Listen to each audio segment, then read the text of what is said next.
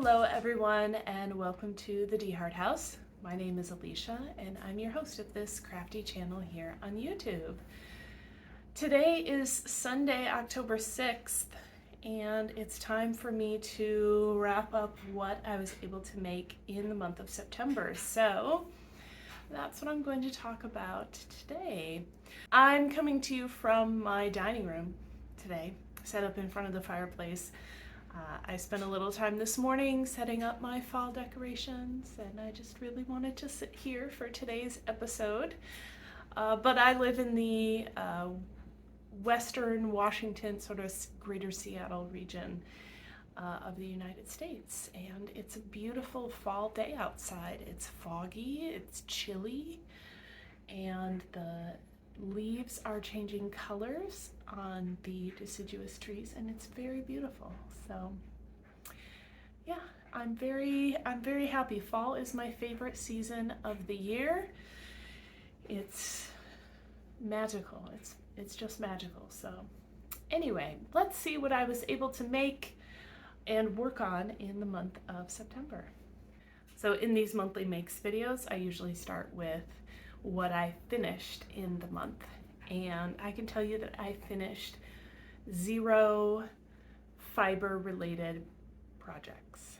So I didn't finish any knitting, I didn't finish any crocheting, I didn't finish any spinning.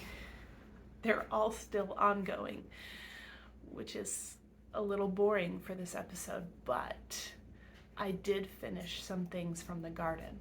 So it is canning season. I like to garden, I like to grow a lot of vegetables, and yeah, I've spent a lot of time in the kitchen preserving food. So that does take time away from my crafting and gaming and other things I like to do with my free time. But it's something that I'm growing more and more passionate about and learning about how we preserve food and quality of food and how that can impact your health and things like that. So yeah, I've invested in, I do water bath canning, and I just do that on my electric stovetop in the kitchen. I have purchased, I don't know how many jars, but I filled a lot of them. I haven't actually counted them, but I will. So yeah, I have done a lot. This season, our tomato plants were very fruitful, pun intended. But my pepper plants did not thrive this year. My corn did not thrive this year. Last year the corn did pretty well, and I was able to freeze corn on the cob, but that's not the case this year. The beans are doing pretty well. I haven't tackled those yet because I'm growing beans that I'm going to store dry, so black beans and pinto beans, and those are still winding down out there. But yeah, my cucumber plant, only one of them actually germinated, and I know why. It's my watering situation. And that plant gave me 2 cucumbers this whole season. So they just were eaten and not enough to preserve, which is fine. But so things that I usually can or have canned in the past, because this is a new routine for me. Last year, my jalapeno pepper plants were abundant, and I canned a lot of jalapenos. I also gave a lot away. This year I had 0. Thankfully, I still have 3 jars of jalapenos in the pantry from last year, so we are still okay on jalapenos. I've also canned pickles in the past from my cucumber plants, but I've had to resort to buying pickles in the store. But what I have successfully canned is a lot of tomato products. So I pulled out all of the jars that I filled so far because I still have some tomatoes out in the garden. We haven't had a frost yet. It is cooling down, but the plants are still putting energy into the tomatoes. So I'm letting that go as long as I can. I grew 3 varieties this year. I have cherry tomatoes, beefsteak tomatoes, and then this year I tried a new one, an Amish paste tomato. And I figured out that I really like the Amish paste tomatoes and the cherry tomatoes. They have amazing flavor. They're indeterminate varieties, so they grow up really tall and I can, vine them and stake them up. And the beefsteak tomatoes are a determinate variety and they give a nice, really big slicing tomato. But the slugs were able to enjoy the tomatoes before I could on the beefsteaks. So I think next year I'm going to focus more on cherry tomatoes and Amish paste tomatoes. They gave me a lot of fruit that is of good quality. It tastes amazing. So I think I'm going to shift things a little bit that way. I got to enjoy a few beefsteak tomatoes, but the slugs ate most of them. So my beefsteak tomato plants are all out of the garden. The slugs were they were even starting to puncture the not fully ripe fruit, the ones that were like an orangey color, not fully ripe yet. They were just getting into them. So I ripped all of those out of the garden and threw the half-eaten tomatoes in the compost pile. I still have my Amish paste tomatoes and the cherry tomatoes out there, finishing up ripening the fruit that's on the vine. Yeah, it's really great. So I have preserved different tomato products. Some basic ones are just diced tomatoes, and I have a lot of jars of diced tomatoes. So I blanched them, is that the right word? Put them in hot boiling water for a couple minutes, then put them in ice cold water, peeled off the skin, cut them up, and then canned them. And I'd say diced tomatoes, it felt like this took the longest amount of time to make in the kitchen. Yeah. I also made salsa. So I used my preserved jalapenos from last year, garlic that I grew this year, onions I had to purchase because I had a hard time growing onions, bell peppers I had to purchase, but yeah, cilantro I had to purchase. Yeah, I made a bunch of salsa.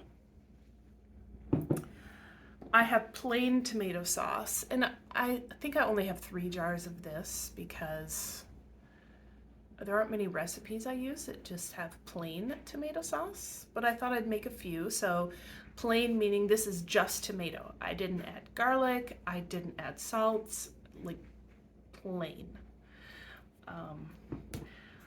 But I made a lot more of actual like pasta sauce. So I played around with different ingredients. I've got some with onion and bell pepper. I've got some with onion and mushroom. I have some with all 3 of those. Just kind of playing around with different flavors.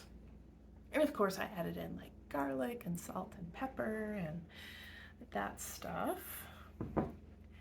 And then what was really exciting is I actually made ketchup. And it tastes amazing. Yeah, so one of Michael's aunts, I love ketchup. Michael does not like ketchup. So this is all for me, basically. But one of Michael's aunts got us ketchup for Christmas, but it's like all natural ingredients, super basic ketchup. I think the brand is Portland,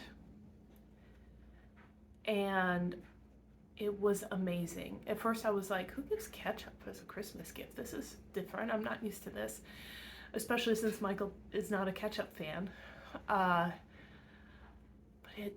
the flavor was rich, and I ate through that ketchup so quickly that I was like, you know what? I have got to learn how to make my own ketchup.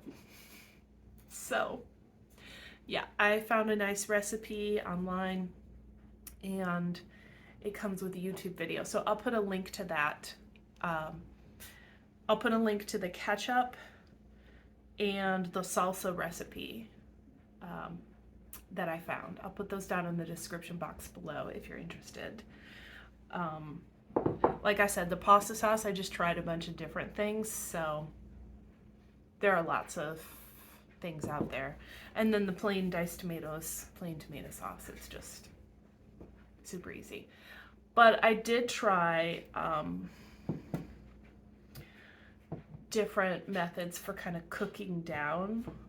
Like when you want to make pasta sauce, there's a lot of liquid in tomatoes, a lot of water that you want to cook off.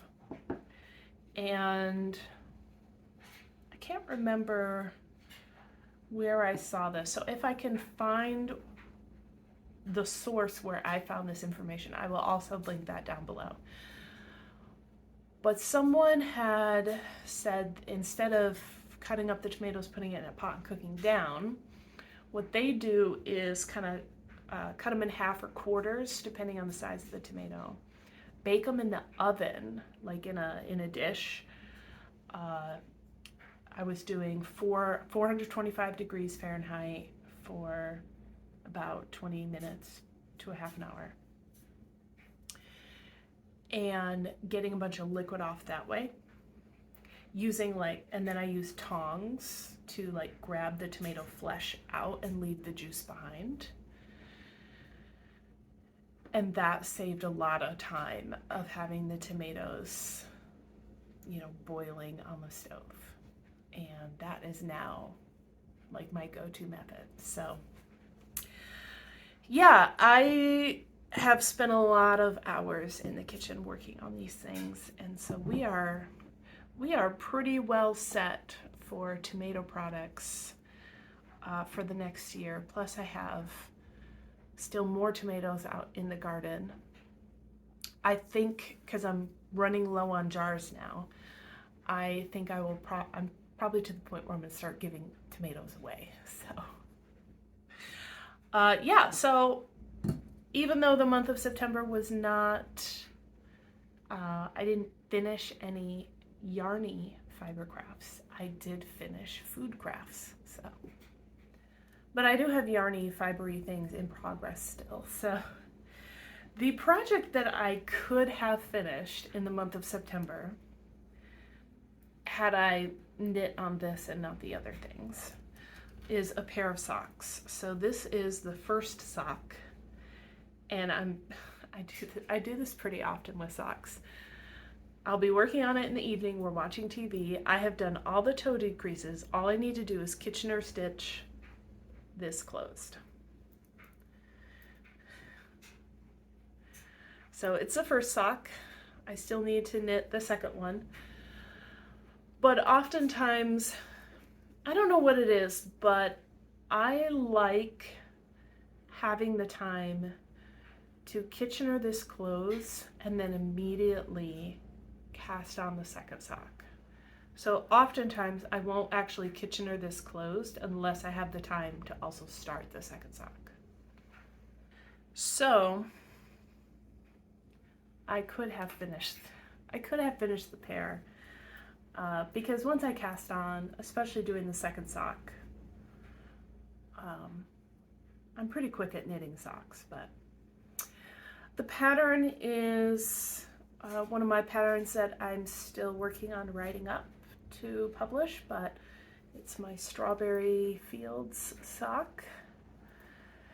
And the yarn that I'm using, this purple, is from Premier Yarns, and The light blue is from Hobby, their Black Friday sock yarn set. And it is a shorty sock, which again, wouldn't take long to knit. So I could have finished this, but I did not, because when I sat down to knit, I mostly worked on my other two projects, which are both garments. So I have two garments on the needles that have been consuming any and all of my knitting time, which is great, except, you know, it means nothing is finished because garments take a lot of knitting. So this one is one I started at the end of August. So let's see. I was trying to think of where I was last time I showed this. So the last time the previous episode, fall making plans, I showed this off, and I believe maybe I was here, maybe I was further along. But anyway, it doesn't matter. I've added some more length to this. So it is a top-down raglan sweater. I did go up and put the collar on this. So the way the pattern is written, you'd knit the whole body and all the sleeves and then go back and do the collar, but I am using these 50-gram balls, and when I ran out of yarn from some of those balls, I took the opportunity, since there was a break in the yarn, to just go ahead and add this in before connecting and continuing on. So I went ahead and did that, which is also going to help with me trying this on, because it did definitely bring the neck in more. And of course that's going to affect how the shoulder lays and determining the length of the sleeve.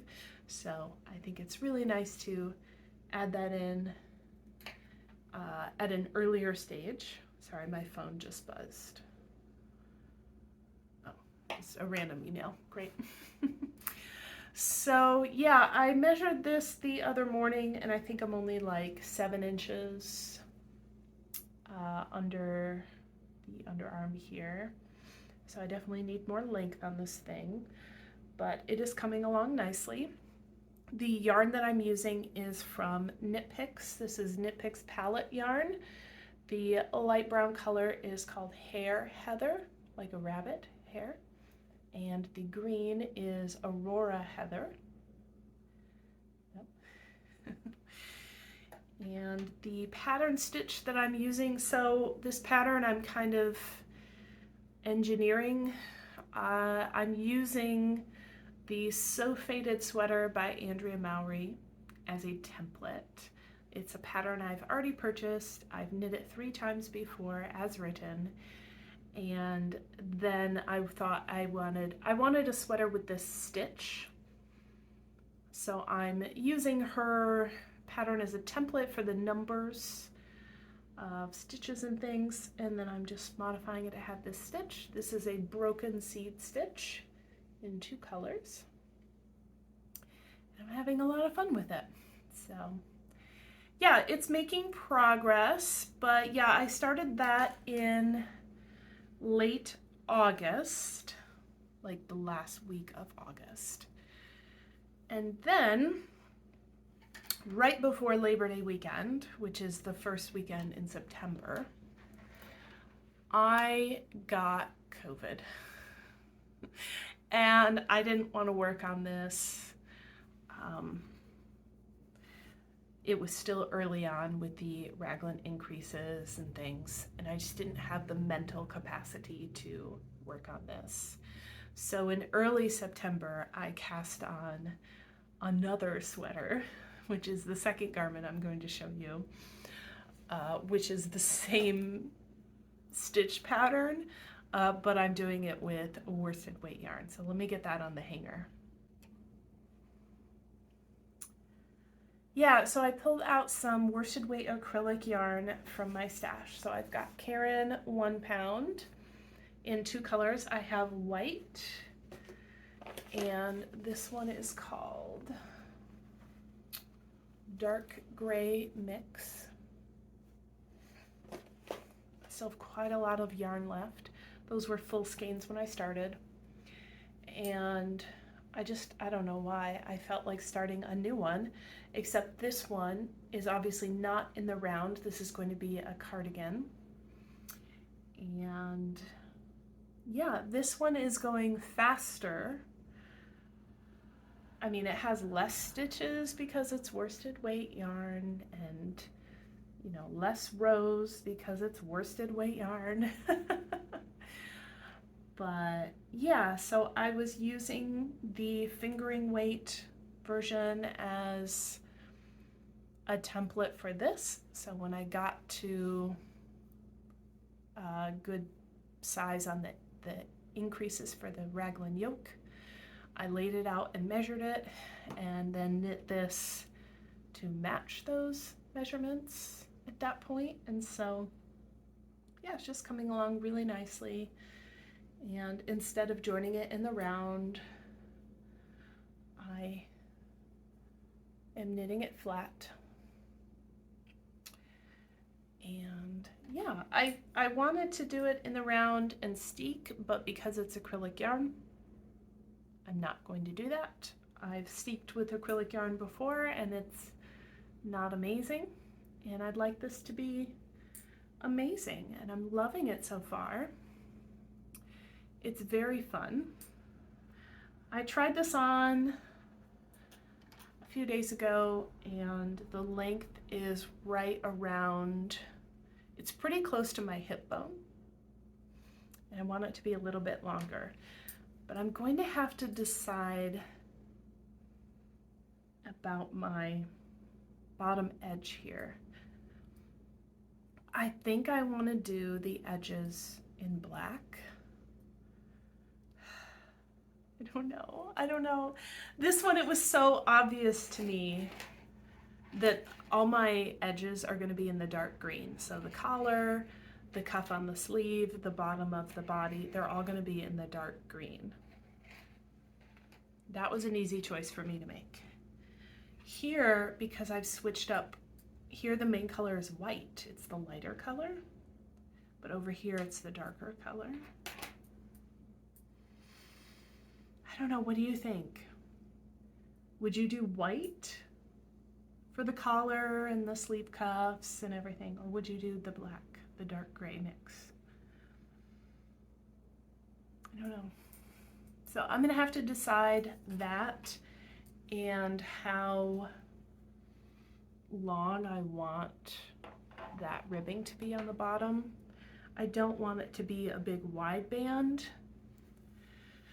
but I'm not sure if I want it to just be this little short thing, or maybe an I-cord. I don't know yet. So I'm going to have to decide that pretty soon. But yeah, none of these are finished. They are all in progress, but they are all being worked on. So my hope is that I will have at least one garment done in October, but time will tell if that actually happens. So I need to touch base on my goals for the year. And one of my goals for the year is to use more yarn out of my stash than what I bring in. So I'm keeping track of the yardages of how much I bring in and how much I use up. And yarn that I use up only gets counted once the project is finished. So for example, the garments I have on the needles, these yarns are still being counted as in my stash and not used up yet. So I brought some yarn in the month of September, and last month I was really close. So now it's not really close, but let me share with you what I purchased. So the sweater, I started with the green and the brown yarns. I did not have enough in my stash. So I already had these colors in my stash, but not enough for a whole sweater. I thought Michael had come home from the grocery store, but it was not him. Anyway, so I did have to purchase some more yarn so I would have enough for a whole sweater. So I bought 3 more of the Hair Heather because I only had 1 of them. And I bought 2 more of the Aurora Heather because I already had 2. So I wanted 4 of each. Basically, because they're 50-gram balls for skein fingering weight sweater, I think is what I would need for my size. So that's what I went for. And then I figure if I have any extra, when I first purchased these, my intent was to make hats out of these different colors. So if I have enough extra for some hats, then that's what I will do. But yeah, Knit Picks palette. I did purchase all of these yarns on sale. There was a 25% off coupon if you put the code in at checkout, so I took advantage of that. So yep, some Knit Picks palette. I also brought in some new sock yarn. So I bought some Felicini, which is like Felici, but they've added an extra N-I on there, Felicini. And basically, Knit Picks Felici is a really nice self-striping sock yarn, and then Felicini makes thinner stripes. Yeah, I can't seem to find regular Felici, but this was on sale. And so I got these 2 colors. These are 100-gram balls. This is Sunday Day Game, and this one is Lemon Bar. So I figure socks for Michael, socks for myself. And then I got more sock yarn. Again, everything was on sale. There were some things on sale plus 25% off, so I went for those things. I got Static from Knit Picks, which is 75% superwash wool, 25% nylon. But I also got Stroll. And I was like, what is the difference between Static and Stroll? Difference is they're both a 75 wool, superwash wool, 25% nylon, okay? But Stroll is fine superwash merino wool, and Static says superwash wool, right? Honestly, they both feel soft to me, so but yeah, this is in the color Cabot Cove, so lots of blues. And this is called Night hand painted, Night with a K, like a soldier, night kind of thing.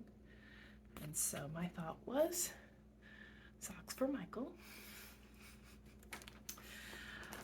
And then, of course, I found some yarn for a sweater's quantity of yarn, which is why you're about to see why my yardages are so high. So I got some, this is called Animation. It's a DK weight, 100% mercerized cotton. And this is for one of the garments that I tried knitting up not this summer, but I think it was last year. And I think part of the issue was my yarn choice, was a bad yarn choice. So I got this. I have 6, 7, I have 8 balls of this. The color is Dewdrop, and this is 100% mercerized cotton. So I have hopefully enough to make that garment. So if I total up all of the yarn that I've brought in for the year so far, I have brought in 9,958 yards. And if I total up the yardage from my finished projects so far this year, I have used out of my stash 6,333 yards, which means I am currently not achieving my goal. In fact, I need to make up a difference of 3,625 yards just to break even. So I have a lot of knitting to do. And certainly finishing these 2 garments would go a long way to help with that. So I'm just going to keep on knitting and enjoy it. I set these goals just to give myself a little bit of guidance, but I don't think of them as restricting rules. So if I finish the year without achieving some of my goals, as long as I enjoyed myself, then that's fine. But this goal of more out than in has certainly helped me reduce how much yarn I'm purchasing. There have been plenty of times that I've walked into a craft store like Joann's or Hobby Lobby and walked out without yarn in my hand. So I know it's making a difference in helping me to not bury myself in yarn so that I feel super overwhelmed. I like my stash, I like having a stash, but I don't like feeling like it's burying me. So this goal is just helping me to maintain that balance. So, all right, folks, that's all I have for you today. I hope that you had a wonderful September with your crafting and making and hobby time, and I'm looking forward to the month of October with all of the Halloween knits and spooky things. I'm really enjoying everyone's fall themed make-alongs and videos and all the orange and pumpkins. It's really fun. And yeah, so I hope that you stay safe, you stay healthy, and that you enjoy your crafts, whatever they may be. Until next time, bye.